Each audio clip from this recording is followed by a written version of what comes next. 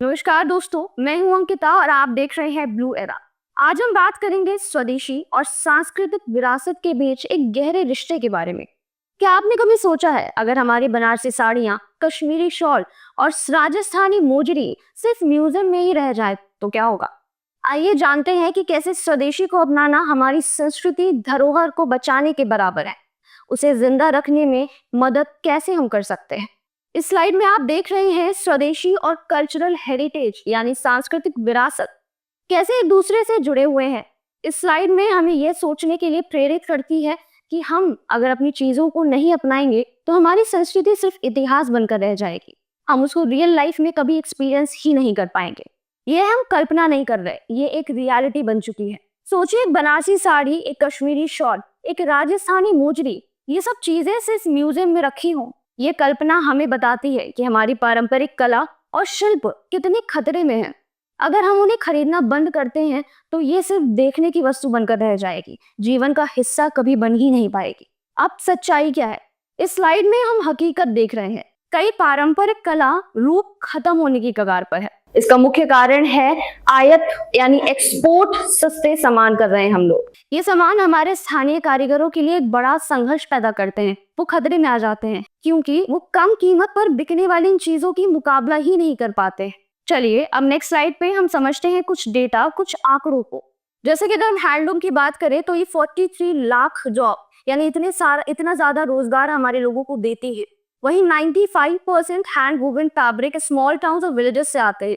मतलब जो कपड़े बुनकर होते हैं वो इतने ज्यादा 95% जो है विलेजेस से आते हैं।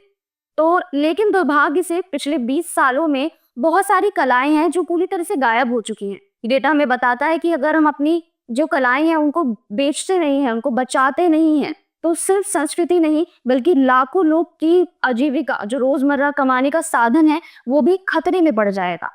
चलिए स्लाइड में हम जानते हैं कि जो क्षेत्रीय कलाएं हैं उनकी बात करते हैं, जो कि बहुत खतरे में अभी। बनारसी सिल्क को अब मशीन से बनाया जाता है। अब वो फैब्रिक जो है उसका खतरे में है। कश्मीरी पश्मीना शॉल को डुप्लीकेट उत्पादकों से जो है नुकसान हो रहा है। राजस्थानी मोजरी और ब्लू पॉटरी को सस्ती नकलें करके बनाया जा रहा है। उड़ीसा के पटचित्र की मांग कम हो रही है। अब इतनी सारी समस्याएं, हमारा कल्चर खत्म हो रहा है। इसका सोल्यूशन क्या है? सोल्यूशन केवल एक ही चीज है, स्वदेशी। स्वदेशी को ही इन समस्याओं का एक समाधान माना जा सकता है। स्वदेशी की हर एक खरीदारी एक परंपरा को बचाती है। ये स्थानीय कारीगरों को रोजगार देता है और हमारी संस्कृति, हमारी जो ट्रेडिशंस हैं उनको जीवित रखने में एक बहुत बड़ा रोल निभाता है। हमारी अर्थव्यवस्था को भी मजबूत बनाता है।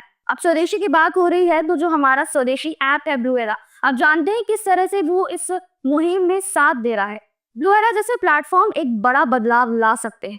ये प्लेटफॉर्म कारीगरों को अपने जो प्रोडक्ट्स हैं उनको ऑनलाइन दिखाने का मौका देता है।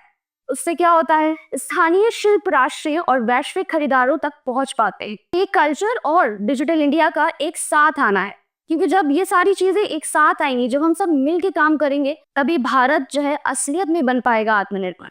इस प्रेजेंटेशन का अंतिम संदेश यानी जो कंक्लूजन है वो काफी सीधा है और बहुत ही इंपॉर्टेंट है।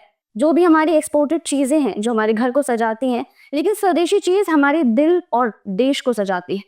इसलिए स्वदेशी चुनना आपकी विरासत को बचाना है और अपने स्वाभिमान को बचाना है।